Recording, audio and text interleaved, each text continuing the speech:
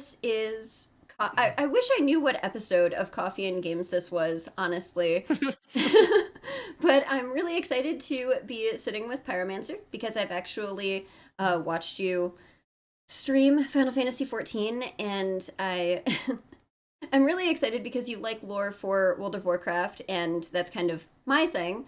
So I'd love to ask you some questions about that, and I'm super excited that you were able to reschedule this with me. So if you want to let everybody Sure, know where sure. they can find you and what you do when you stream, and if you have any events coming up. Yeah. So my name is Pyromancer, and I stream here on Twitch, twitch.tv/Pyromancer. You can also find me on youtube.com/Pyromancer. I've been partnered with YouTube and Twitch for 5 to 7 years now, so I've been doing this a little while. And I used to make guides and tutorials for people originally, but I kind of evolved into lore and story theorization, trying to figure out what's coming up in the stories of the games that I play. I was really big into it into WoW, had all the books, not all of them, but a lot of the books, and got really deep into it. So I'm hoping to do something similar with Final Fantasy. So yeah, that's what I'm doing now. We're in patch 4.4, just about to start it, and then I'll have Shadowbringers coming up, which is going to be a very exciting, a very exciting time for the stream. So that'll be really fun. I stream on Tuesdays and Fridays. So. Nice. And you probably get this question a lot, but with the expansion being pushed back, I know you're taking your time and experiencing everything, but do you think you will make it to Endwalker on launch? Uh, no, probably not. I even had a few days in Stormblood where I streamed for 10, 12, 15 hours, put in long days to try and make some kind of effort to kind of catch up. But now that I'm getting into like the 24-man content, the 8-man content, and the trial series, I feel really bad about trying to push through those quickly. So I want to respect that content and take my time with it the same way that I did with the other uh, alliance raids, and kind of go about it that way. But I don't think because of that, I don't think that I'll probably make it in time for Endwalker, which could end up being a bonus. We'll see. Yeah, it might be, especially with everybody being very serious about spoilers. I don't think I've Yeah. seen another game where it's like, even Square a lot of times will ask if you, like, they're okay with you streaming certain things, but they request that you don't put up a YouTube video on very specific pieces of lore, or at least they have in the past for a certain amount of time. It's like almost an unwritten embargo, I guess, which is really neat. And it's 14's the first time I've ever seen it. So Yeah, that's interesting. I haven't really seen that before because definitely in the game that I generally come from, as far as like World of Warcraft goes, it's like every man for himself. There's websites that yep. are kind of like dedicated to the data mining, which I think sucks. But yeah, a lot different. And speaking of having so much to do, how do you feel about all of the different types of quests in Final Fantasy XIV? And when I played World of Warcraft, I was a completionist. Like, all I wanted was Lore Master. And I wanted to do it as I was leveling up. And so, seeing all of the quests for FF14 and knowing that you don't have to do all of them or should save them, or at least that's the advice you get, it really freaked me out having all of those exclamation points on my map. So I don't know if you've been doing them all or how you feel about the different types. So generally, I'll do like the unlock quests, your blue quests that are going to give you either a job or some type of activity. Because I feel like, at that point you're unlocking content, you're unlocking a part of the game that you didn't have access to before. As far as the side quests go, I'll do some in the moment if they're very genuinely interesting. But they take a lot of time, and especially as someone who is doing it in front of an audience anyway, if I actually invested the time to really sit and pay attention, excuse me, to things like side quests, I don't think I'd ever finish the game. So as much as I would love to, I think it's best for me to probably come back and do that stuff later in the completionist aspect, and focus on the primary story and then build upon that for now. Yeah, absolutely. I had it was really weird for me just seeing all of the quests that there were, and then people would say, "Well, as you level alts, you can do those and just leave them." And I'm like, "Okay, but that's really hard for me to do. You have no idea." You're like, I'm really trying to have this place cleaned up before I go. Like, Exactly. I don't want to have to come back here. That's the I don't want to point. see any maps. And with that said, have you actually worked on any of your flying in any areas? And do you like the way that you have to unlock it with like the achievements and the completion and finding all of the areas that or you essentially have to explore all of the areas before you have access to them with flying? Have you done that for all of the expansions? Yeah, I have. I think that in every zone that I've had the option to unlock flying, I have. I think part of the reason for that is because the game does a pretty good job of helping you to come across the things that you need to collect and explore and find as you're just playing the game. So you don't always feel like you're having to go much out of your way to discover these locations. Now there's exceptions to that, of course. Like there's one that's notoriously long to get to in the locks. Mhm. That's up on like a brick wall. So there's examples in that regard, but I think like the best comparison for me, of course, is going back to World of Warcraft, where you had to get like exalted with the reputation for the people, and that could be several weeks to grind. Um, in addition to exploration and doing all of the quest chapters and all of that, which I think you should do anyway. Don't get me wrong; like you should probably have to explore and do the quests if you want to be able to fly there. Um, but it's just a lot different as far as the time investment in order to unlock it, and how serious and how big of a deal it feels. It's nice to have in this game, but I don't feel like the game's got zones that are just absolutely terrible without it necessarily. I mean, there's a couple that are a little rough, but like World of Warcraft has zones that are literal like 30-minute excursions if you don't have flying. So I do enjoy it in this game. I like how they have a thing that you can just open up quickly and check your progress on what you've unlocked and where you need to finish your flying progress. Like if it's a quest you need to do, or if it's like an ether or an ether current that you need to find. Mhm. So I like it. I think the flying in this game is pretty solid, but I could live without it. Yeah. Speaking of the aetherites, since you had started to mention them before saying the ether currents, how do you feel about that fast travel and in a city? I feel like that's the first MMO where it was actually something that was very prevalent in the game. How do you feel about that? I think it's really good. Again, I can reference the other two MMOs that I've played, and that's RuneScape and old school RuneScape, and then World of Warcraft, and those have two very different teleporting systems. Like in WoW, you have your Hearthstone, which you can teleport with, and then you in certain cities have literal portals sitting around that you just can walk into. And they started to run into this issue of like, God, how many portals do we need to do all of this stuff? So you'd have a different portal that goes to each fucking city in this big portal room. It's like, why is that necessary when I could develop an interface that collapses all of that and uses a centralized system for navigation and movement? And I feel like that's what Etherite handles extremely well. I really like the aspect of like, not only is there the main Etherite in a city, but there's also the smaller Etherite network that's set up that you have to explore in the city. So I do like that there's like the outer world exploration for quick movement via flying, and then there's also kind of like the inner city, kind of shorter but still meaningful kind of exploration in order to unlock that stuff. So anyway, I think the Etherite system is really good, and I think that I'll say this, there's some Etherite that have like weird locations that just don't really like make a lot of sense to me, Mhm. or there's some that are really close to one another, and it's like you could have even less Etherites in this city if you want. Like Kugane, I think, is a place where like there's a couple Etherites that are so close together. I'm like, why do you even have two of them? Just Right. put one in between and move on with it.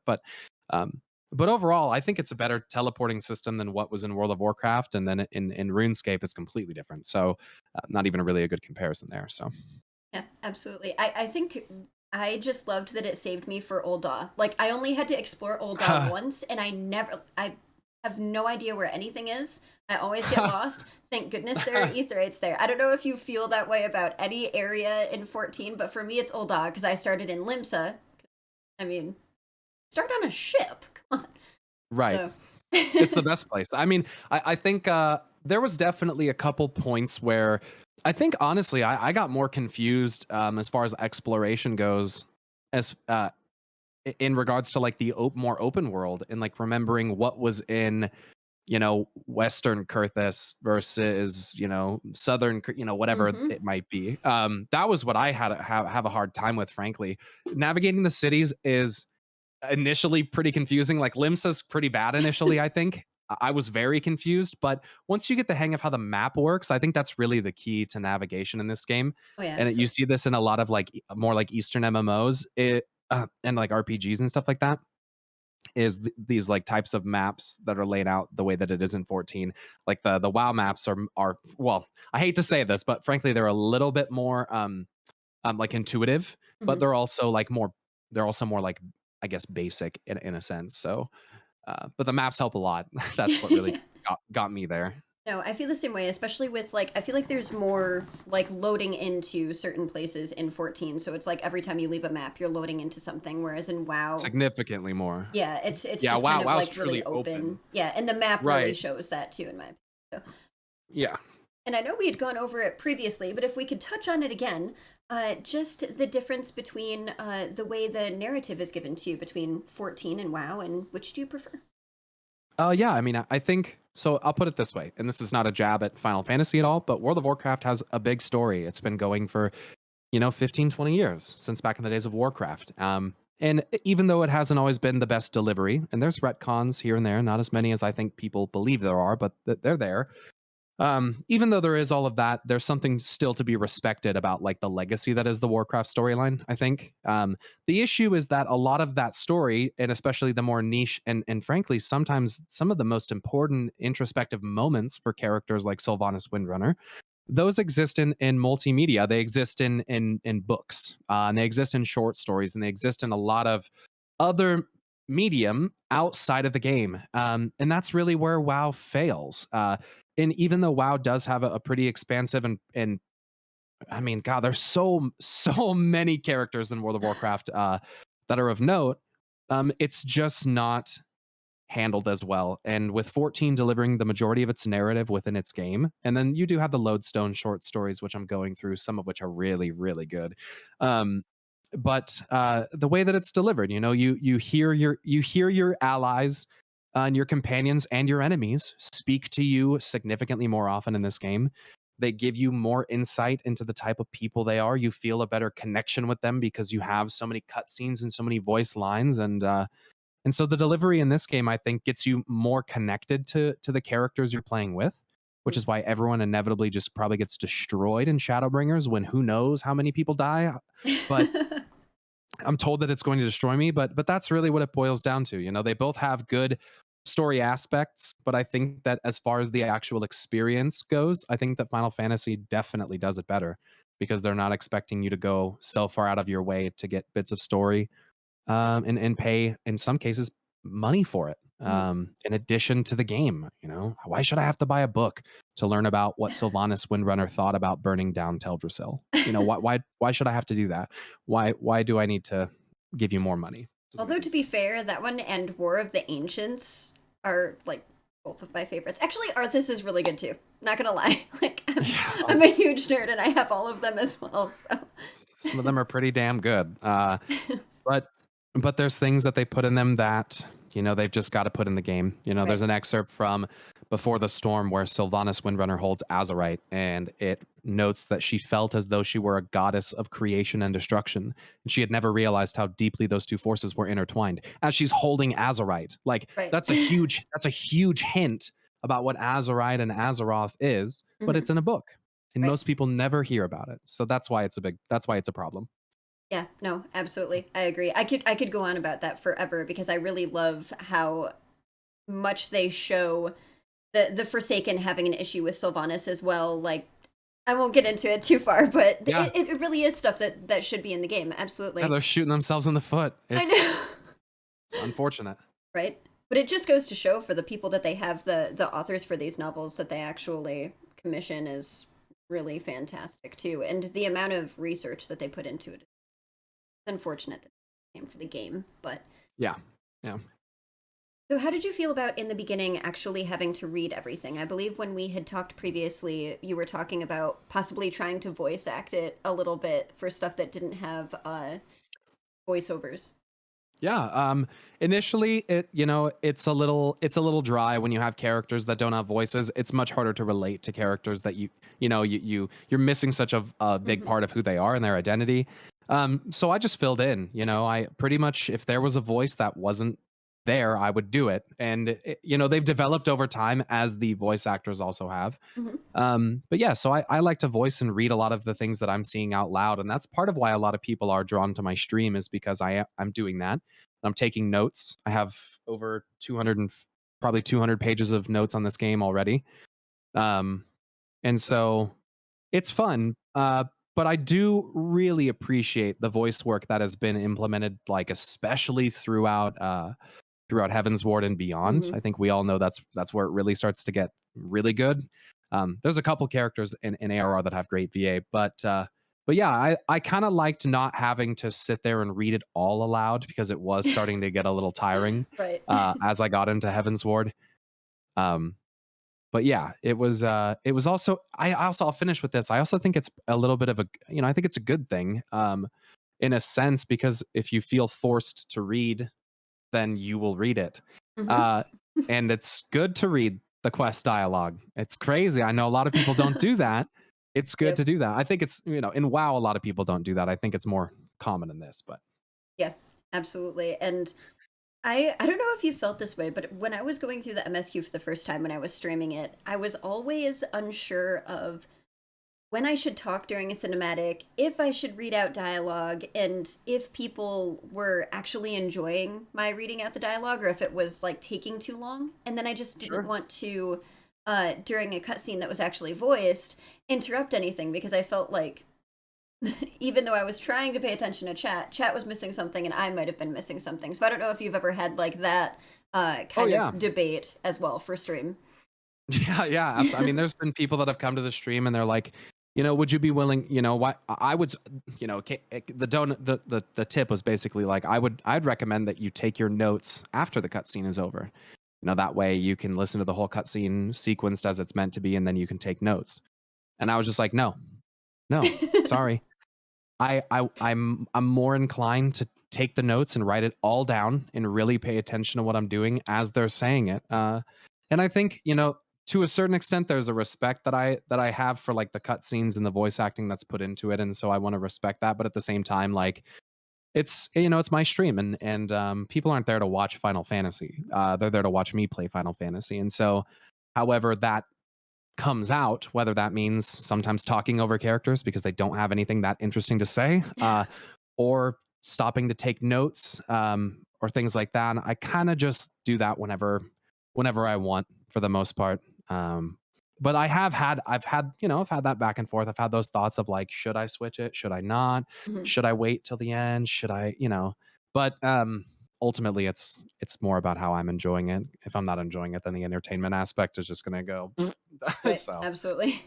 yeah, And since you're taking notes, do you think on your YouTube there will be any in-depth lore videos for Final Fantasy XIV eventually?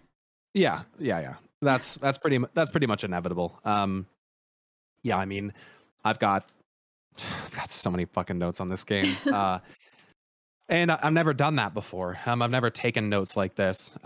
Like I mentioned yesterday, I have a whole folder from World of Warcraft that is just full of different visual and thematic similarities and connections that exist between characters, and it's basically just like a big fucking tinfoil hat folder. So that'll probably end up eventually being a thing for Final Fantasy. Probably a little bit more organized this time around, but those things also probably won't be coming for a good amount of time. I mean, at least until I'm caught up in the story. I think for me, there's developed definitely a sense of respect for the narrative and tackling it when I am sure that I'm actually ready. Hmm. Uh, because honestly, like I first started doing speculation and theory videos for World of Warcraft, like kind of randomly, like I got into it, but I wasn't super well versed on it when I first started it. So this is kind of a different opportunity for me to start the videos being well versed in the story instead of having to discover it through failures. Right. So yeah, there will definitely be that content eventually. Just not quite yet. Right now, I'm still just in the process of experiencing the game for what it is. And with being that interested in lore and all of and taking notes, have you looked into getting Encyclopedia Eorzea, I believe it's called, Uh, which is weird because it literally reads like an actual encyclopedia, and I wasn't expecting that when I was looking into it. yeah. So I actually I have both of them. Um, Ah, yeah, very fortunate. I had some viewers, one of which is one of my mods, who sent me these, oh, and these are nice. The English versions. So I've had these for a little while. I can read the first one. Um, I just haven't jumped into it yet. Uh, I mean, I've read a little bit of it, but not anything crazy yet. And then the same one of my mods that sent me one of these actually sent me the Stormblood Collector's Edition map on the wall there that I got Ooh. framed, but they gave me the map. So yeah, thanks Taro Summers if you see this. Uh, but yes, I'll get into these eventually, and I'm sure that I'll have sticky notes all throughout these things. It's not uncommon for me to just put notes throughout so that I can easily reference back. Right. So yeah, I will get into those. Yes. Nice. I always kept talking about getting them, and when I started looking at them, I was like, I don't know if that's something that I could actually like get through and read, like because Well, it doesn't look like it would read, or it's more of a reference book. So I guess. it actually, I mean, it reads better than what you'd think, and I even kind of like when I first got into it and I started to realize more like what it was. I was worried about that too. But there's pretty large sections of the book that are kind of written in a Mhm, storytelling kind of way, which is good because coming from the Chronicle books from World of Warcraft, they're written as like a hybrid reference mhm. that's kind of like hazy, and we're not really sure how perfect the image is that we're being given. And then you have the storytelling that's being told from perspectives on like through most of the Chronicle books. Right. So that delivery is still much different than this, because at least this I can refer to it and be able to trust that it's what it's saying is probably going to remain consistent.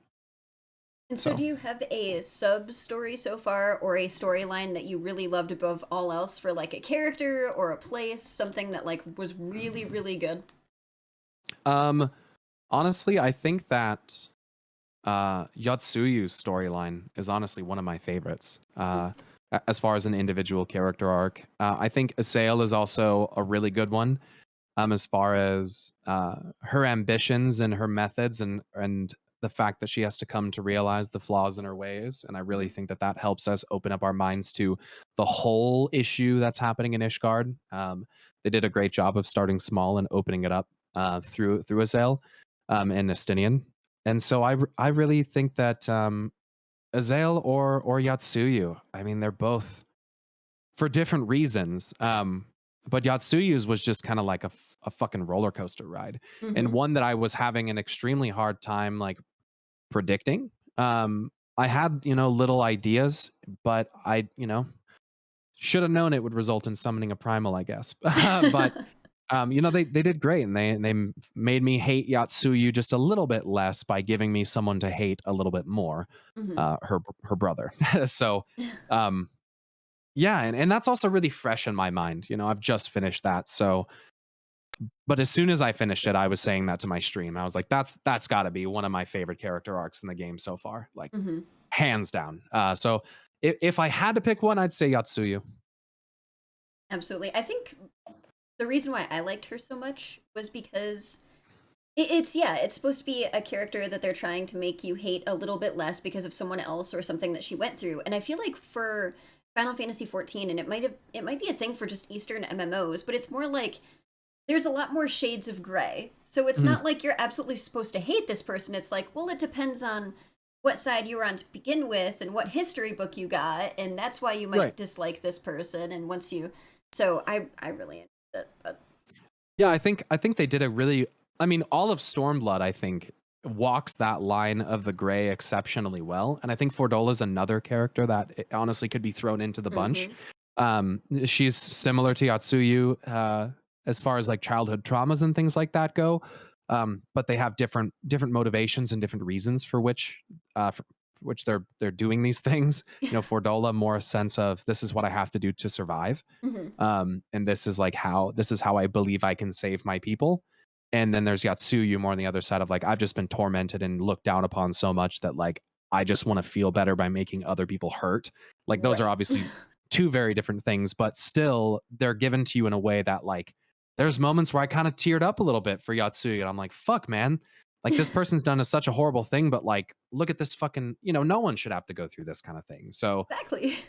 the game does a great job of building what I like to say, as of right now, apparently, is I guess building like the skill of empathy, and really getting you to be introspective and really get in touch with maybe those parts of yourself that you don't always want to see, and kind of I don't know. I think there's something special that Final Fantasy does with introspective thinking that really makes you kind of like it helps push you towards like self-acceptance. As harsh as some of these storylines can be, I think Yatsuyu's is just one of those where it's not a good benevolent, happy story, but it makes you really look deep into you, into the things that you've gone through. And sometimes I think it just helps you kind of, for me anyway, it helped me kind of come to kind of accept it a little bit more and be like, you know what, that is some really fucking terrible shit that I went through. But how am I going to let that dictate my life? Am I going to be a Yatsuyu? Am I going to be a Fordola? Am I going to be a Lise? Who do I want to be? And honestly, another character, I'll stop after this, but another one like You're Lise, fine. Hmm. like another, and the female characters in this expansion have just been fucking fantastic, which is Yeah. so nice to not always have highlight male characters. Uh, and to have Lise and her arc and like see her kind of grow up and like have a little more confidence and like she doesn't always have the best answer or the most critically thought out answer, but she's always positive and she always believes that there's a good way out of it, and she just has that heart of just there's something that we can do here. um and took her a while to get there, and sometimes and what I thought was so good is that they took characters like Yatsuyu and Lise and Fordola and they literally used them to develop each other. Exactly. um and it's just so beautifully interwoven. Mhm. It's so hard to pick favorites, but Stormblood had a lot of good ones. Yeah. It's actually funny that you mentioned that because I feel like a lot of people realize Lisa's a strong character, but when they compare her especially to like other really strong female characters that you've had, since the beginning, like Stola, Right. or Alize, it's a lot of people forget about Lise and it falls short. And I've actually seen a lot of Twitter posts recently that are like, oh my gosh, I'm doing the story for the first time and Lise is so amazing. And everybody's like really excited that they're actually getting that she's getting her time in the spotlight, because nobody else really, I don't know if it was that nobody cared for her or if she was just overshadowed by other characters, if that makes sense. Well, I mean, originally Ida and Lisa's character kind of served as kind of a common trope as far as like that character that needs kind of everything explained to them. Hmm. They're not really with the group there mentally. And that she always stuck out from the other archons. And now we know why, Right. as it was Lise. And so it's so hard to take characters that you're surrounded by like Stola and like Alize that are so powerful and are going to be like end game characters later on. Um because they're such core characters, but they're also set up in the story with ridiculously high expectations. Hmm. Alice is a literal fucking genius. Like she and Alphino are certified fucking geniuses. Like Mhm.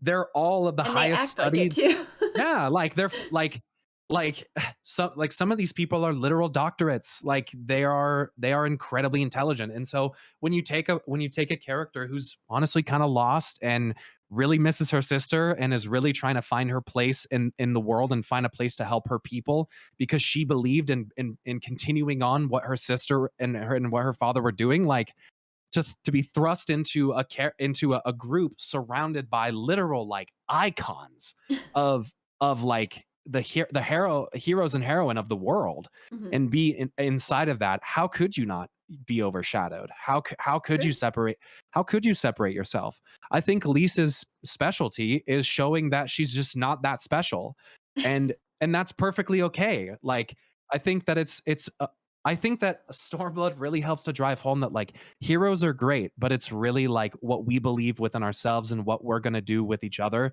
that's going to win the day. and Lisa's a literal embodiment of that. And so I think that's where she really starts to shine as a character, because she may not be the smartest person, but she's a good, inspiring leader. Hmm. And that's sometimes that's all people need. All people need. Absolutely. So yeah. And was speaking, I know that you just did it, so obviously it's fresh in your mind, but speaking so highly about Stormblood, how would you compare it to Heavensward? And I'm sure you get this a lot as well. For me, it was like, I'm a huge high fantasy fan, so Yeah. dragons were like Right. dragons. Dude. And I felt like for Stormblood, it was a lot of, um, for Heavensward, it felt almost like a fantasy horror, especially with fighting the dragons and Yeah. how Ishgard was depicted. And then with Stormblood, it felt like it was more of kind of like a civil war, Yeah. and it was more focused on humans, essentially, for lack of a better term currently. And so for me, I appreciated characters in Stormblood more, Yeah. but I appreciated the whole story in Heavensward better, or Yeah. the overarching story. So how did you feel comparing the two? I think generally I would agree with you. I think that I was more invested in the overall story arc of Heaven's Ward. And honestly, it kind of goes right hand in hand with what you were saying. I love high fantasy. I come from WoW, you know, Hmm. so that is that's my thing. And that was super interesting. Also, it's so incredibly hyped up, you know. Like as a streamer, the influence of the viewers is a real thing. And when people are constantly pushing their opinions about what they like and what they don't like, it can affect your perception, even if you don't want it to. And obviously, people are always just like hyping up Heaven's Ward as it deserves. And then Stormblood, it's like 50-50. It's like, you know, now he gets to do Stormblood. And it's like, well, you guys, you're not making me that inspired, you know? Like, yeah, I'm not that. Yeah, you're making it sound like I'm playing bad content, you know?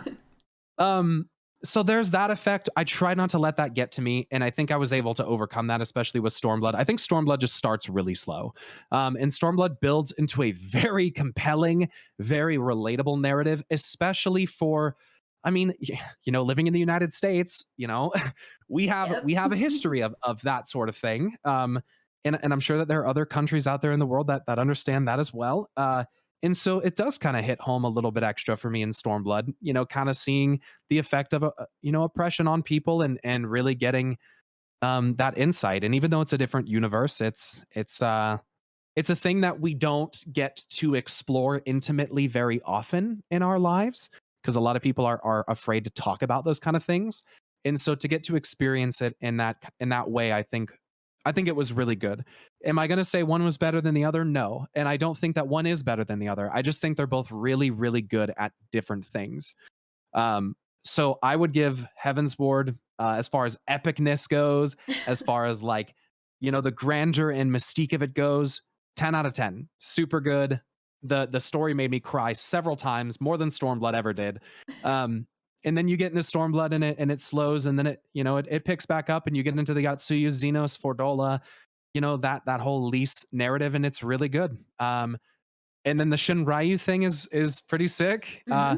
I kind of like how Xenos sort of stepped in as like the embodiment of violence while Shinryu was effectively gone, and then they come and merge together as like this horrific thing of violence at the end.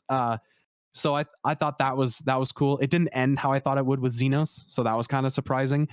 But immediately following it up, Xenos is having his body taken over by presumably Elidibus, and now we have Xenos reborn as some Alamegan, you know, rebel soldier. It looks like is what he might be. So um, the story is definitely not over. And part of how I honestly would like to kind of rate an expansion is what does it lead into? How is it used later? So I'll have to see to give a personally conclusive answer, but I have a feeling it's going to be the same thing.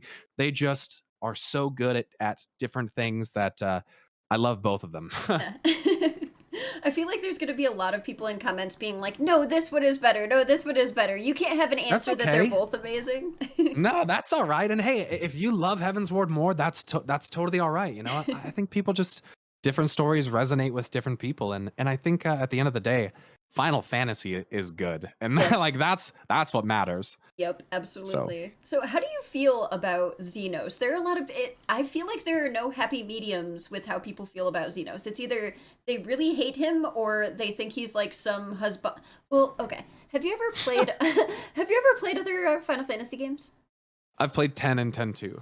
Okay, so, but do you know of Sephiroth from Final Mm-hmm. Fantasy VII? Okay, so a Mm-hmm. lot of people think he's just like a Like blonde like watch Sephiroth Advent and Children. like a husbando. Oh, okay, the Advent Children. Yeah. So, how do you feel about his character? Uh, yeah, I mean, I don't think he and Sephiroth are quite the same. I guess they're kind of similar, like, and they sort of look similar, and they both use a big sword and all that. But, I think Xenos was a surprise for a character. As far as the end goes, I mean, here's the thing. There's a lot of dynamic characters in this game, and there's a lot of enemies and villains who overcome the thing that was making them a bad person. Or like they apologize, or they get a redemption, or like maybe they die, but maybe in their final moments, like they understand why they were an asshole. Xenos just doesn't have to be any of those. Mhm. Xenos is literally just that guy that's like, I am twisted just because that's the way I am. And like there doesn't maybe there is a backstory, but there doesn't necessarily have to be this big evolution for the character, because I really feel like Xenos's evolution, that was it. Like Xenos was who he was who he became, and at the end, like that was his that was like the final step for Xenos, is like what do I have to do to literally feel something? So when he killed himself, I was a little bit surprised. Mhm. I thought that he would go down swinging in the fury of battle.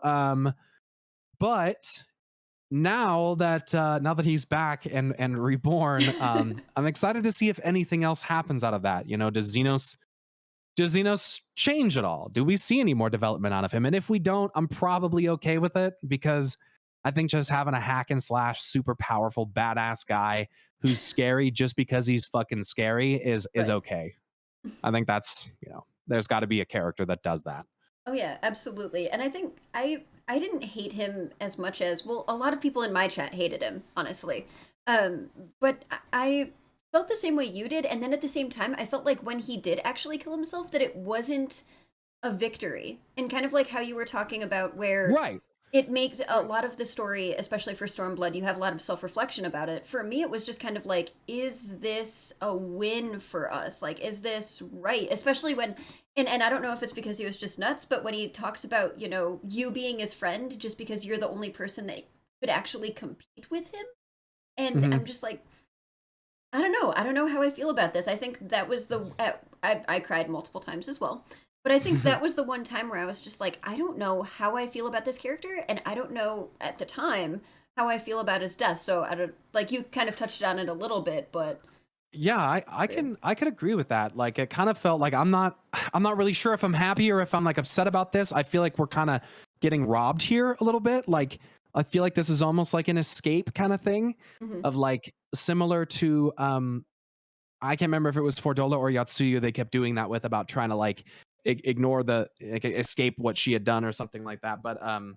it just kind of felt like you don't have to, you're not even going to take responsibility for it. You're going to take the fucking easy way out, huh? Right. Like it kind of felt like that.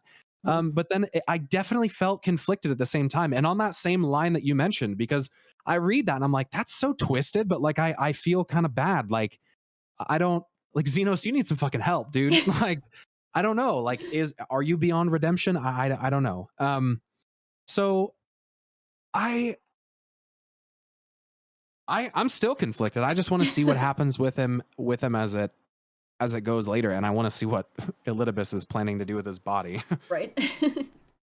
And you had mentioned about how emotional the story is, and obviously, Heaven's Word was very, very emotional.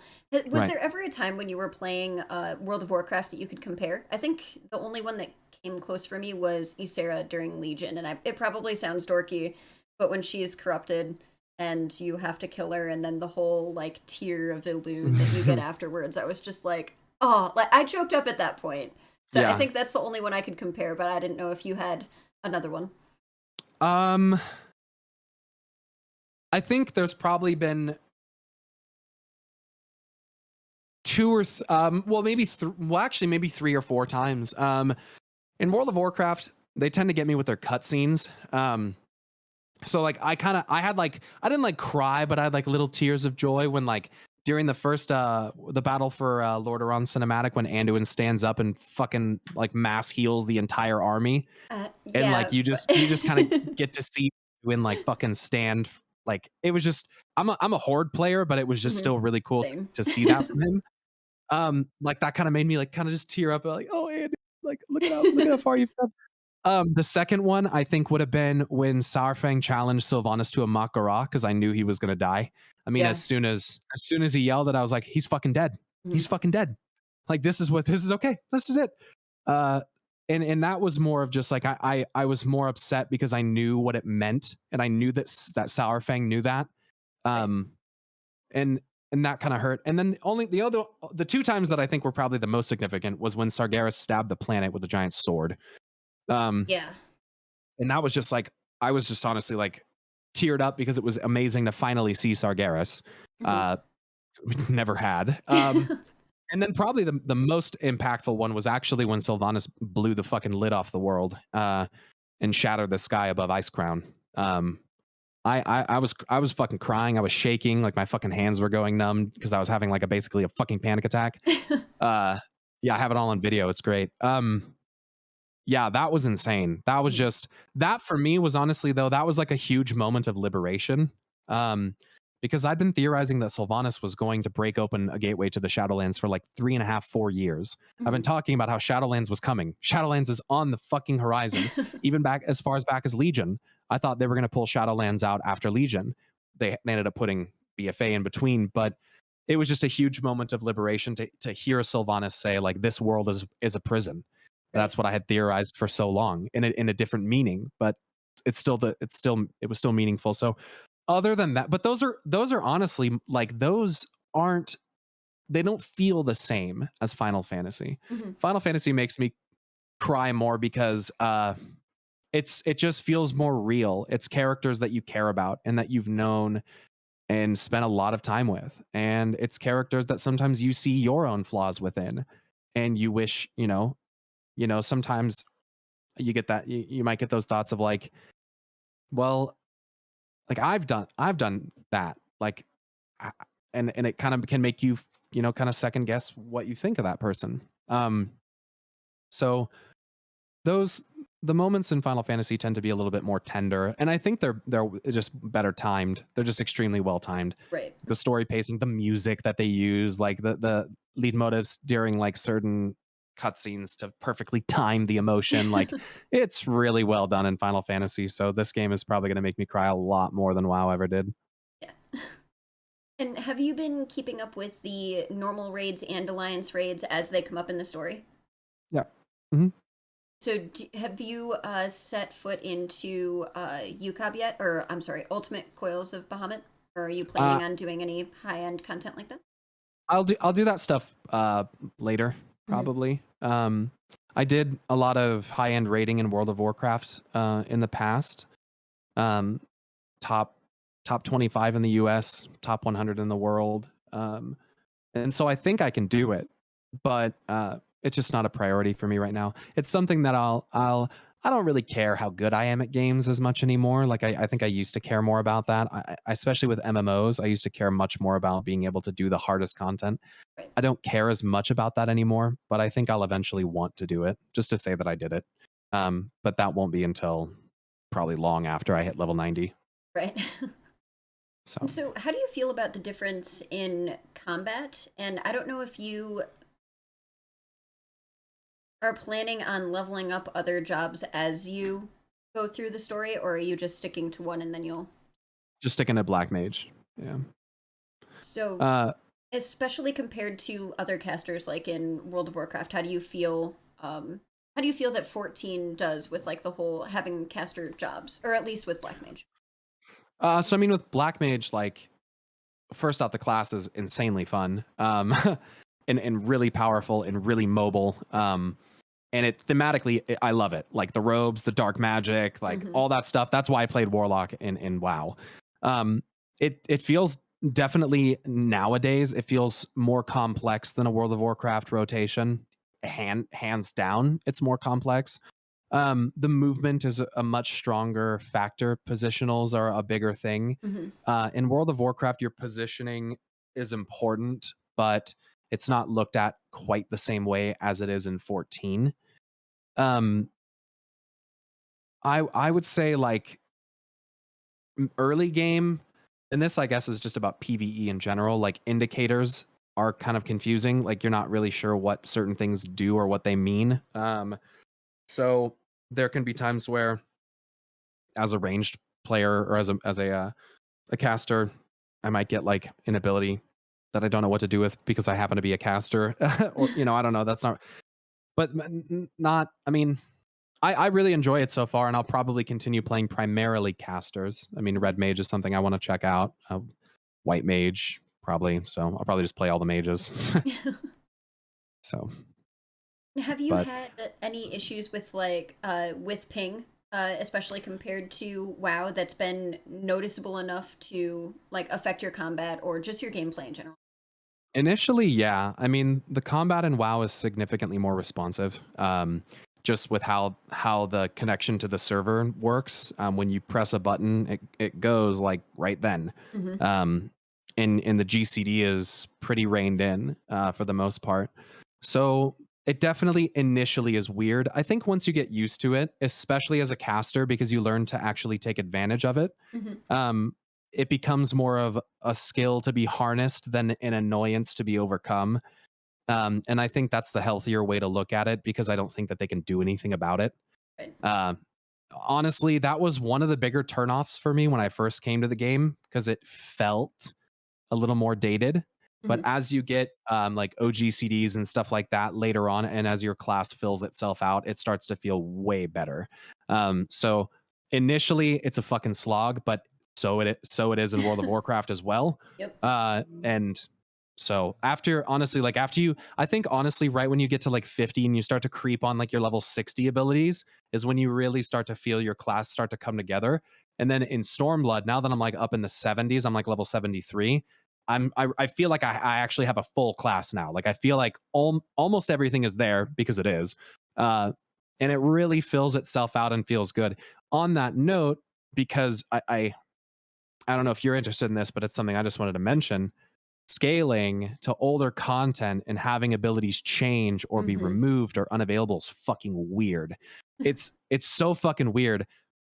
It's kind of like good though. I don't know. It's like it's good, but it's bad because it like can help you remember like what the roots of the class are and like Right. get back to fundamentals.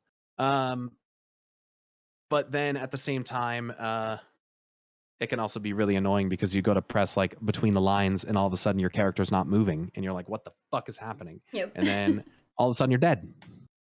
I think my biggest one with that is just that in like when you actually pull up your abilities, Mhm. a lot of those don't go away. And so you have your initial like 1 through 10 ability, and if it changes to something else, it's still there. And so I had taken a break for quite a while from 14 and it just got back, and my whole UI and my keybinds were gone.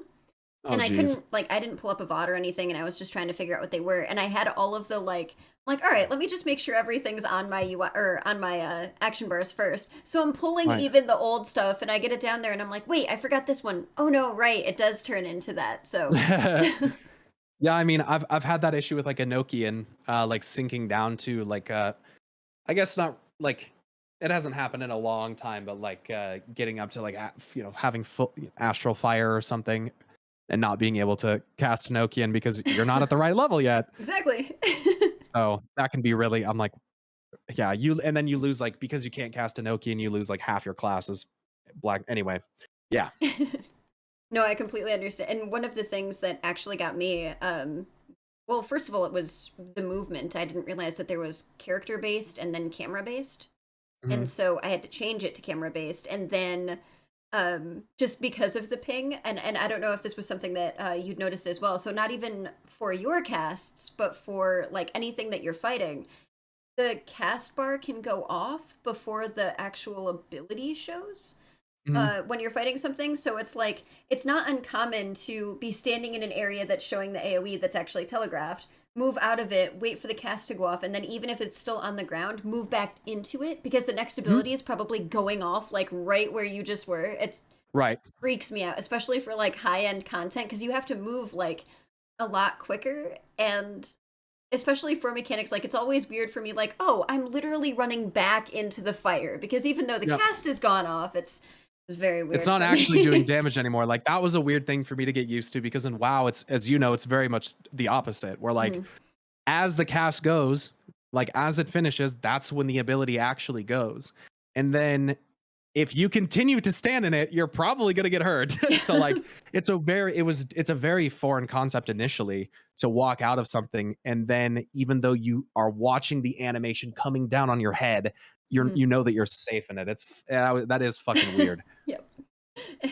It's just it's one of those things where at least I was picked on relentlessly because I would miss where I needed to stand or positionals because of that because I'm so used to just Yeah. like not standing in those things. Yeah. But um comparatively, do you have like a fight that actually really stood out for you so far, like with the Alliance raids, whether or not it was based off of story or the actual fight was really cool or the music so far? Alliance raid or just all raids? All raids in general. Um, Or even uh, just the trials too, because some of the trials have really fan. yeah, I mean, Thornton is probably like the most memorable for sure. Mhm. Um, yeah, that fight is just so fucking sick. Like the 12 knights appearing around you and like seeing the world and the just Yep. that fight was so sick. I think that's got to be probably the most memorable fight for me so far. Um, as far as mechanically memorable or like just a fun fight to do, I've just done so much content Mhm. in the last couple months. I can't really remember. Um, honestly, uh, but I would probably say Thornton is probably Mhm. the most memorable.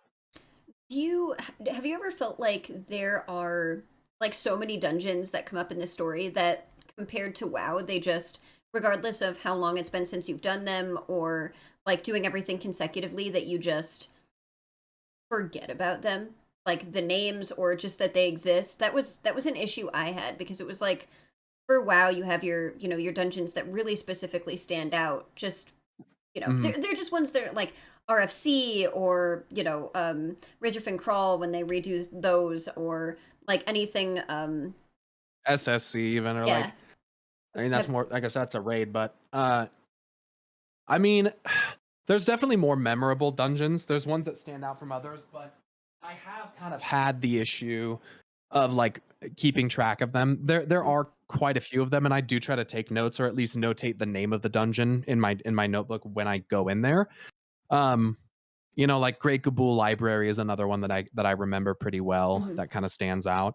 But yeah, I mean, I've kind of struggled with that. I think it's just so much to try and absorb. Uh, that it can definitely become kind of difficult. There's also just some dungeons that you go into and they're just not that important. You're kind of there for a side story or whatever. And it tends to be not as impactful. And so they're just not as memorable. And that's okay. They serve their purpose, for what they are. And some people might remember them differently. But Right. yeah, I can't, yeah, really, yeah. It's pretty much the That ones was one of the things I was really bad at, honestly, because yeah. it's like I don't know if it's like the difference in the amount of time that I played each game, but like for WoW, it would be like when I was talking to people, if they came up with like a certain mechanic or a certain boss, I'd be like, oh yeah, it's from this and it's in this wing. But for Right. 14, I still can't for dungeons, and it's I not think that the they're not dungeon journal good. probably It's just helps. yeah. Like the dungeon journal in WoW, like the fact that you can like you don't even have to unlock stories to see what the dungeons are going to be. You can Mhm. just like pop open that dungeon journal and see, and like then you'll know like, hey, I'm going to be doing the Great Gabul Library at some point. Whereas in Final Fantasy, until you get to that point, you have no fucking idea that it even exists. Right. So like you don't have that ability. It doesn't unless maybe I'm missing something, but it doesn't seem like there's quite the same ability to like pop open that journal, like look at the bosses and like kind of read about them and like have that sort of stuff memorized. Mhm. I just feel like Final Fantasy doesn't give it to you in the same kind of way. Um, and then I also found in World of Warcraft that a lot of quest lines culminate in a dungeon. So a lot of them tend to be a little bit more memorable because they're literally the end of a quest chain. Right.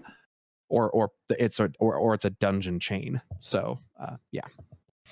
And so, how do you feel about the gear so far? And have you had to deal with any like getting any collectibles from dungeons yet, and actually having to purchase gear in the major cities?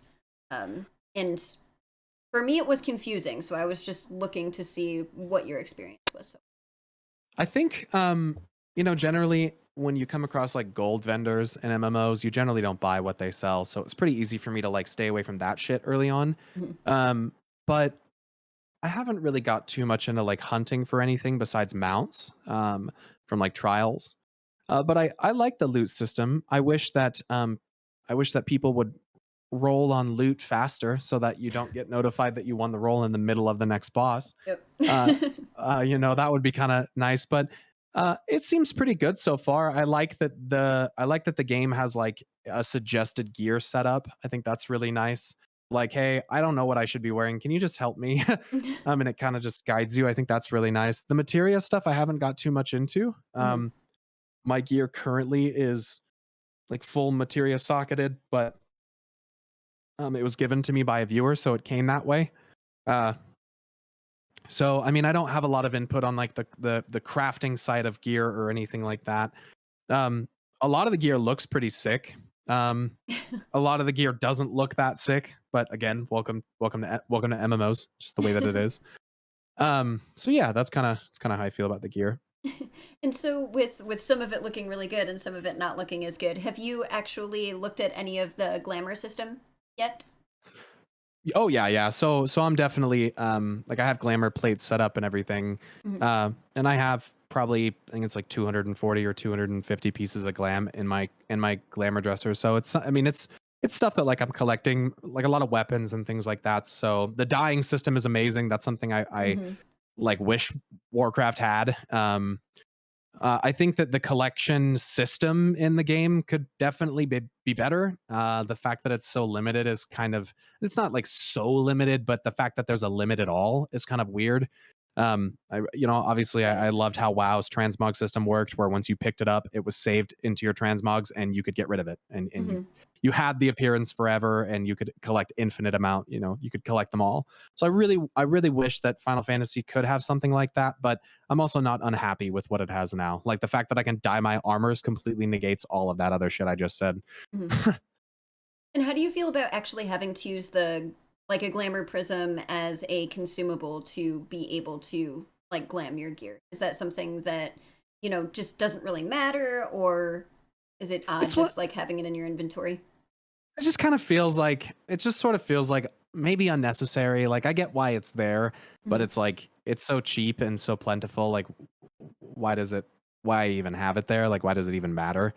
Um but uh I mean, I don't mind it. I keep my inventory really clean for the most part, so taking up another spot or two for glamour prisms or terebinth or something isn't the worst thing. So, have you started like crafting or gathering at all yet? Nope. Nope. Okay, that's why your inventory is so clean. I'm like, wait, your inventory is actually clean? Like people actually all this like inventory wars, like guild wars too. It's bad. So, okay. Yeah, I'll do crafting when I know I have the time for it. And so have you looked at any housing or like gone into like done a viewer thing where you go and check out people's houses as well? And what do you think about Yeah. the housing system so far? The housing system kind of sucks. Yeah, I mean, let's be honest, it kind of sucks. I mean, it's cool. Like, let me put it this way: it sucks that it's so limited, and it sucks that it has to work the way that it does. Um, the actual system itself is really cool. I love that there's player owned housing. I love that it's like a neighborhood. You know, you're not just in Hmm. your own instanced little area. Which like RuneScape has player owned housing, but it's in an instance. You know, so the fact that you kind of have like a kind of like a little community is pretty cool. I like that you can go and visit people's houses even if they're not there, if they allow it. I think that's really neat. I think that I like the free company houses. I think that's a very cool thing um in addition to your own private housing. I I haven't I mean I've gone into places and looked at some really really cool ones, and I've been to like FC houses and stuff, but I haven't like looked into trying to buy one or even an apartment or anything. I know apartments are way easier to get. Hmm. But it's just it's just there's so much to do. I just don't feel compelled to spread. spread the roots out just yet. I have so much time, so much opportunity to get into that. I think I'm content with waiting a little longer to jump into that. I just love how many things that you can collect to put Hmm. into your house, and it's kind of the same with like, so it's kind of like when WoW put transmog into the game, it just gave more meaning to going back and doing old raids. Like it was more of an Right. incentive, and I think that having housing items as well for 14 and going back and doing those is absolutely incredible for incentive. It really is. Um, Yeah. and how do you feel about gil versus gold? Like, do you think it's tougher to make gil, or do you find that you're not really spending any in game compared to like gold in World of Warcraft? Yeah, that's a good question. I feel like so I'm kind like I have streamer privilege, so sometimes I just get gold. But I don't ever feel like I spend it on anything. Like I pay repair bills, and that's pretty much it. Mhm. I don't like what do I do? What do I do with 3 million gil at level 73? I don't know. Right. Like I just repair my stuff and keep leveling. So it hasn't been that impactful yet. But um yeah, I don't know. It's I haven't really thought that much about it, I guess. I just there's not much to spend it on. Yeah, that's how I felt until endgame as well. But I felt like in WoW, I never had any gold, like Yeah. unless I was gambling or something, and I was really lucky while we were waiting in between like boss bulls. Um, And like this game also like tends to give you a lot of like gil like pretty decent amounts as like quest rewards. And WoW just didn't really do that. WoW would give you like a couple gold and like a couple silver and like a copper, like once mhm, you had gotten to that point. Um, but even then, like, what the fuck did you spend it on? Like repair bills and like while you're leveling, there's nothing else to spend money on, right. unless you're like a brand new player. I mean, as like a new player, it's a different thing. But Yeah, absolutely. So yeah, is there? I know we talked about a lot of things that would be nice to have, or would have been nice to have in WoW if you were still playing. sure. That could be taken from 14. But is there anything from or in 14 that you think could have been or could be taken from WoW that would be a good thing to have in 14? Yeah, I mean the transmog system is the first one that comes to mind. Hands down, like just the I mean just the menus in the UI I think in WoW are just a little easier on the eyes. They're just a little cleaner. But it's also just design choices, That's one's not necessarily better than the other. It's just personal preference. But I would say the collection systems, how you collect your pets, how you collect, and those are similar. Pets and mounts are similar, but I still think WoW does it better. Um, but it's also such a huge part of WoW. I mean, there's like 700 mounts in WoW. There's thousands of pieces of transmog, right? So it's a little bit of a different scale, I think, compared to Final Fantasy. But that's my number one thing. If they could bring that over, that would be super cool. Just to clean it up a little bit, just a quality of life thing. Right. Uh, besides that, I mean, like the thing about WoW is that it tends to get over systemified. Mhm. And as far as like Blizzard always trying to do something new. So frankly, there hasn't been a lot of like memorable, like positively memorable systems for me in WoW in like a long time. Like a lot of the systems that they've tried for a while have not been very good. So I can't really think of another besides like maybe the transmog and collection system. Right. Have you tried PvP yet in 14 at all? No, not Okay. yet. I think part of the reason I've wanted to stay away from that is because PvP, and a lot of people feel this way about really high end PvEers too. People that are like really high end raid leaders and shit, is there's a lot of cross class knowledge that you need to have. You, Hmm. you need to be able to look at the Dark Knight and understand what abilities he's casting, Yeah. and that's just not something that I have. So it's really really hard for me to want to go and do PvP because I don't know what I'm going to be looking at. I think honestly I'd rather get to max level. And then maybe explore a couple different classes before jumping into any type of serious PvP. Maybe I'll check out like their battleground thing, and I know that there's like a new mode of PvP that's supposed to be coming up in Endwalker at some Hmm. point. So maybe I'll try that stuff out. but that's why I haven't really got into it. I used to PvP a decent amount back in World of Warcraft, but that was mostly large group PvP, like rated battlegrounds, not really so much arena. Arena just pisses me off. But see, that was without getting too far into detail. I think that would be the one thing that just the way that WoW has handled PvP, other than corruption. Yeah. I actually really have adored, especially like for me, it was kind of like the rated battlegrounds as well, especially like Conquest. So like Arathi Basin, I think was my absolute favorite. So, but yeah, so I was just curious because that's definitely one of them. Is there something in 14 that you really, really dislike? Have you found anything yet that you just don't like at all?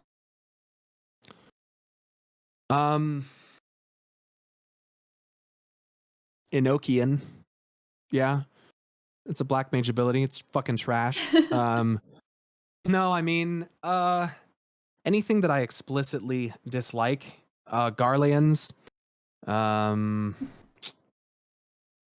not, I mean, thinking about it now, not that I can think of. I mean, I'm sure that there's going to be like a time during the next week where I'm on there playing and I'm like, fuck, I should have told her this. But no. Oh, well, I guess it's not that big of a deal. It's kind of fucking annoying that you can't place down raid markers in the like in the middle of combat. Like that's kind of annoying as fuck. I get recent, why they actually. I get why they do it, but like that's kind of annoying.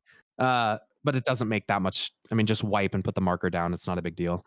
No, I mean honestly, mostly it's pretty good. Like fuck. If I could say one thing I would take from Final Fantasy and implement into WoW, if I could just pick one, you know, obviously ignoring all of the actual inner business things that are a big issue, but not having to run all the fucking way back after you wipe. Like having skips through instances that are like always consistent or just being able to respawn right at the boss is just the best thing in the world. And World of Warcraft is such a pain in the fucking ass in some instances after you wipe, because if you don't have someone there to mass res the group, it is so far to run back that it just feels like a giant waste of time. So that's something I wish that World of Warcraft would do that this game does. Or you have people that you're like, don't res, and then someone reses and has to run back, and you like don't have a warlock because really that's the only reason you would probably have a lock at the time. Yeah. But hey, no, warlocks, listen, in my time of playing, warlocks were good. I've always been a mage fan. Every single spec, always Gross. Mage, always Flame of the Month. But that's because Gross. It was never on the bottom of the DPS list. Come on. Yeah, whatever. Warlock or nothing. With that said, how do you feel about like the Mogstation and purchasing certain things in game like Story Step? And I'm sure you knew this question was coming. And the reason that I asked about if there's anything you dislike first was to lead into this question if you didn't say it. So how do you feel about it? Yeah, so I mean, I got spoiled on some stuff because of the Mogstation. That kind of fucking sucks. Or like because the store, you know, like I shouldn't have gone on there, but that kind of sucked. As far as the website layout goes, it's just awful. Like and it's better than it was before as far as I hear. So honestly, it's like I can live with it, but sometimes they make it so hard for you to give them your money. And my thing has always been like, as a business owner, your number one goal is obviously satisfying the customer, making a good product, and collecting revenue. And you need to make that third part the easiest thing. The harder it is to get the money, less likely it is you're going to get it. And it took me like fucking 15 minutes, 20 minutes to figure out how to buy all the stuff that I wanted. So I would really love maybe like a more modern rework, or maybe like a more modern launcher with that stuff built into it, kind of like the BattleNet launcher, which is like, sorry to say, it's just way fucking better. But yeah, the launcher and the Mogstation really ought to, like, it just sort of feels like it's 2021. We've got fucking crazy graphics cards if you can get them. We've got ray tracing. We've got all these crazy technology things that have been going on. You know, design your shit to look like it's meant for it. I feel like that's my thing. No, I'm also just like I'm just nitpicky about aesthetics on that kind of thing. Well, mine isn't even aesthetics. It's that there's different things on like different websites for the game. So it's like you have an FF14 thing that has like updates on Endwalker, which is like their actual Endwalker website. Then you have the Lodestone, which is like all of their news. And then you have the Mogstation, so you can purchase everything. Then you have the recruit a friend thing that sends you to the Mogstation. And to be honest, like when I tried to start playing again, I couldn't even find where I downloaded the game. I typed it into Google. How to download FF14. It was just like Please. FF14 download. Oh, here it is. Okay. That's cool. And I think not being able to pay with PayPal is kind of like a very weird thing for me too. Like Yeah. always having to have my card, especially because like, and this might be a really weird reason, but like I have been a Fantasia addict previously, and a lot of it will be on stream. And so I'll have like stream, help me pick, whatever, doing polls and things for how my character will look. And I'm always nervous about having my card around me. I'm like, I don't want to like accidentally have that on my cam. So I'm like turning everything off. And I don't know if you've ever tried to purchase anything while on stream and thought about that, but I think that's one of my biggest things. Because with PayPal, I could literally have like 3 clicks, turn my screen off, it's fine. But with this, it's like, oh. Or you can even just be like, yeah, send it through my PayPal and actually just have it bill a card, and you don't even have to put any card info in at all. Exactly. Like, yeah, that's definitely, I can relate to that. Like the kind of that personal security. I try pretty hard not to have like any mail ever on the street. Like I have something. I've had like packages in the room sitting here for like days, but they're it's one of those things that I've worried about in the past. Yeah, so being able to have it be a quicker and easier process to pay for something, especially if you're streaming, is nice. Right. It would be nice if they took PayPal. So, how do you feel about people, especially, obviously, I dislike the term, and I don't know why, but WoW refugees to 14. A lot of people, especially coming from WoW and having to deal with the WoW token, don't like the in-game store or the idea that you have access to it on your UI. How do you feel about that? Honestly, the in-game store is like such a like a non-start for me. I don't give a fuck. Like the thing is, like I looked at the store, and honestly, most of the stuff on the store I'm not interested in. Like I honestly thought there'd be a lot more stuff, and I thought that there'd be like a lot more unique, crazy looking shit that I was gonna feel compelled, like I need to buy that, but there's not. There's just like a lot of like there's like 50 variants of the same helmet, and then there's like a bunch of like, you want to look like this character, they're cool. Like I've bought a couple things off of it. I've maybe spent like 20-30 bucks on it, but I don't really care. I think that the WoW store I have a significantly more substantial problem with, especially because WoW just has terrible, almost disrespectful timing with things that they put on the store. It's like egregious, honestly. So I don't care. If it were like, let me say like $40 mounts, like that's kind of insane. But hey, I mean, if you want to be able to have like 8 people right on your mount, then that's the fucking price that you pay. Like That's a lot less than people thought that was going to be, by the way. yeah, like not that big of a deal. So I personally don't care. It doesn't feel like one of those stores that is trying to like psychologically manipulate you into buying shit like on like a whim. They don't advertise it quite as aggressively as WoW tends to. So yeah, I don't care. I don't care. I think for me, it has a lot to do with the items that you can get in game are essentially just as good as the items that you can get on the store. Like, it's not like they're holding out on, in-game events or like dungeons and things like that. And a lot of the stuff just specifically for WoW, I mean, I never really cared about purchasing things like outside of the game or anything, but it is kind of annoying to see like better colors or more like 3D gear on the store than you would actually get in the game, and or having mounts that are just a lot more flashy, to say the least. I don't necessarily know if they're cooler, but a lot more flashy, and not something that you can actually achieve within the confines of the game. Right, and just something like unique, like you put like a cute kitty cat mount on your store. It's like you've had 15 years. You know how many fucking cats you've put into this game, and not one of them looks like that. Like it just kind of feels like you start to get sold short, and like you're paying for the main product, and then they're keeping some of the really cool stuff that should be part of the main product. Like they're keeping it as like a separate charge for you. I also have more confidence in the 14 store just because I feel more comfortable about where that money goes. Right. and knowing that it's, helped to directly fund the development of in-game content, and to help push that for the team is nice. Mhm. Whereas with Blizzard, it doesn't feel like that. Right. Absolutely. And I know that you said that you are less interested in how like well you or how competitive you are in the game, or like you're standing as a DPS, or doing like super high level content and whatnot. Mhm. But how do you feel about it being essentially like it's a gray area, but against TOS to not have a DPS meter? So like you're not supposed to talk about it. It's like don't ask.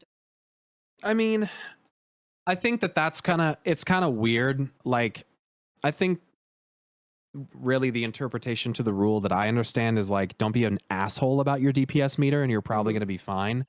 I think if it's there because in high end content, you need to know your damage spread and you need to see where you stand among the other DPS. Like, that's a different situation, but you're also generally doing that in those situations to gain knowledge and, have cooperation with your teammates so that you guys can beat the fight. Right. If you're gonna go into a fucking random prey and shit talk someone because they're low on the DPS meters, then yeah, you're an asshole and you should probably get in trouble for that. But for me, it has nothing to do with the DPS meter. I don't give a fuck about that. It's just how you're using it. Mm-hmm. Absolutely. And So, have you had the chance to play with a controller yet in the no, game, or does it interest you at all? not really. I used to play exclusively console games when I was younger. That's not true. I played RuneScape, so um, I'm more familiar with a controller. But I just feel like with keybinds, the flexibility that exists on a keyboard is just unmatched in a controller. And I know that the controller feels really really good to some people, and that's how they play, and that's great. Mm-hmm. But I just don't think that that's how I probably want to play an MMO. I honestly think it's incredible, especially with a game like 14, because I can say I significantly have more space, like more action bars, more abilities than I've ever touched. Wow. And Yeah, I cannot believe people bind all of those to a controller. I Like, can't. I can't either.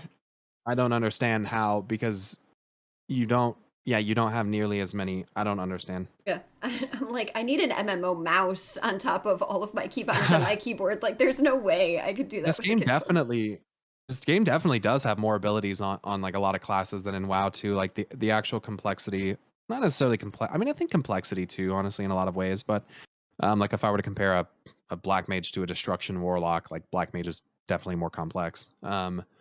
But uh, yeah, yeah. Sorry, kind of yeah. No, you're Lost my fine. lost my. Anyway, I've actually kept you for longer than I requested to, so. that's all right. But I can. I think that was pretty much everything I had for questions Sure, too. Might have to let you know if I come up with some. Well, sure. I would love to know what your reaction is to Shadowbringers. I didn't think it would be as tough to talk about certain characters and certain lore and sit here and be like, am I making a face that's like giving anything away? I really hope not. So No, no. I would definitely love to talk about that. And just once you actually do get into like Savage and Ultimate raids, that would be fun. But I don't want to go into too much territory and or features in the game that you haven't done yet that would be spoilery. So um, I appreciate that. People would be very upset at you. I'm sure. But if you want to just let everyone know again where they can find you, what's coming up on Yeah. your stream, and when you are going to be heading, do you have a time frame for when you're going to be heading into Shadowbringers, or just This time of my life is insane. My birthday is in a couple weeks. I'm moving. I'm entering Shadowbringers. Endwalker's coming out. Like, there's a lot of moving pieces in my life right now. So, uh, my plan is, I'm going to be. I don't know when you'll have this up, but I'm going to be streaming tomorrow, which is Tuesday, November 23rd. But I stream every Tuesday and every Friday. I won't be streaming this Friday, unfortunately. We do have some plans. Actually, I don't think I'm. Well, actually, maybe I might be. I might be. Anyway, the point is, you can find me at twitch.tv/pyromancer and youtube.com/pyromancer. Uh, and I also have a Discord that you can find in the description of my YouTube videos. Um, but yeah, I stream Tuesdays and Fridays at 12 p.m. Pacific Standard Time normally, and we're perfect? doing Thank you. Shadowbringers soon. Thank you very much again. Yeah. No problem.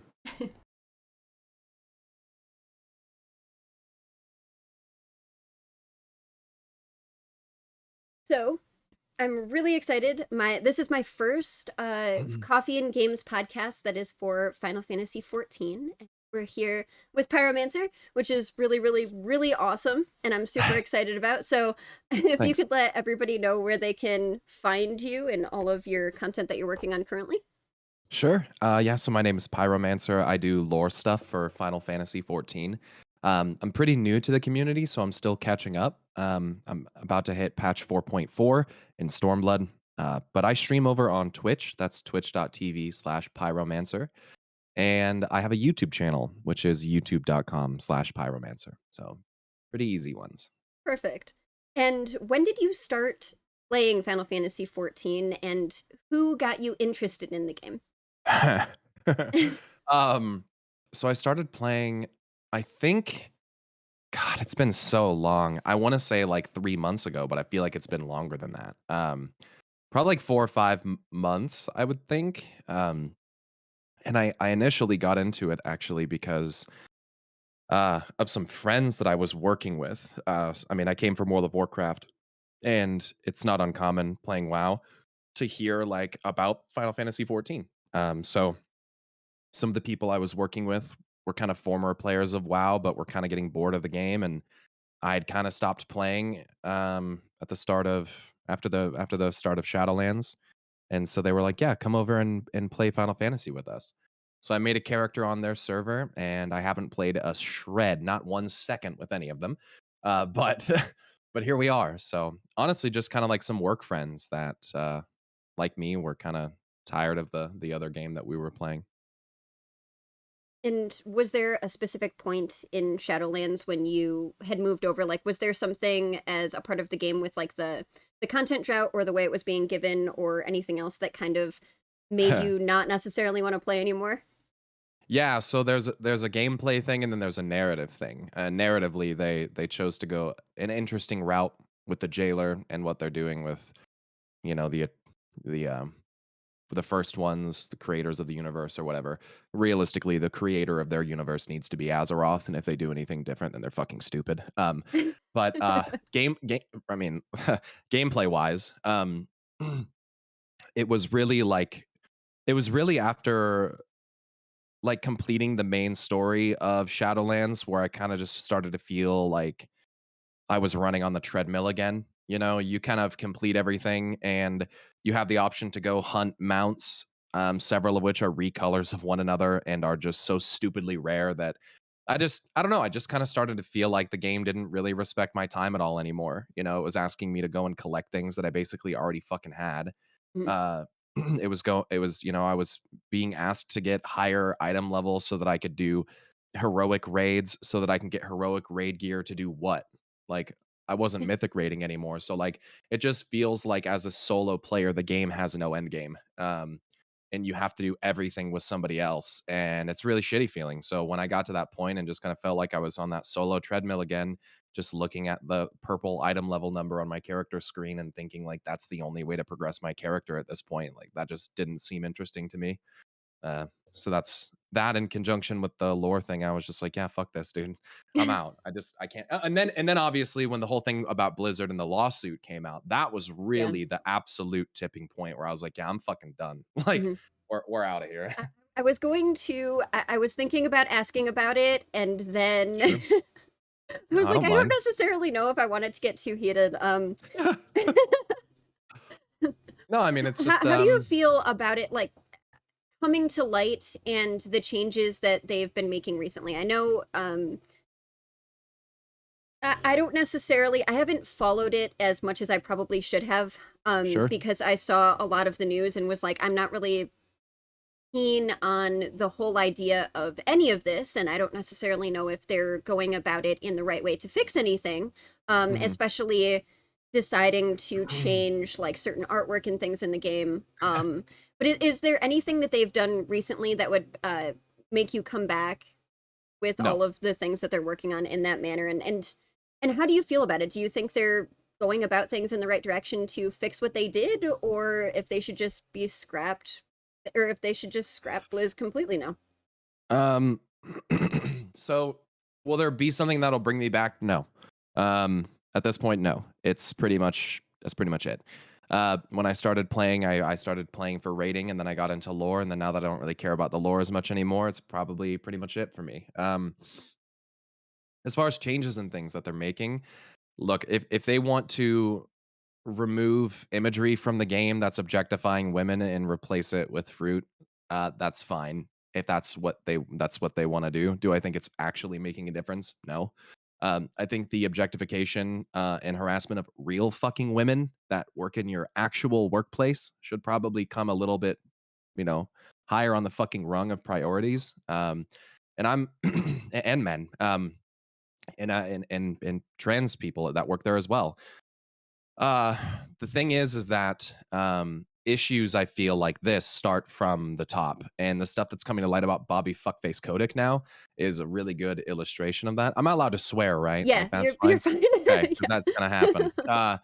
Yeah, like seeing that he has literally made threats on people's lives and is just another fucking billionaire piece of shit person. I mean, like, I'm not fucking shocked about it. It is what it is. But I was saying forever that and I know because I've worked not in a game setting, but in a situation mostly uh like mostly similar in structure, I guess. And it always starts with leadership, man. And it was fucking Alex Afrasiabi, and it was other leaders on that team, and it was Kodak who knew about it, and it was all these other people who knew about it. So um the thing about it, I mean, the whole thing upset me for different reasons, not just for my own issues, but for the fact that other people were suffering at the hands of a company that we all thought was, one that we wanted to support for a long time.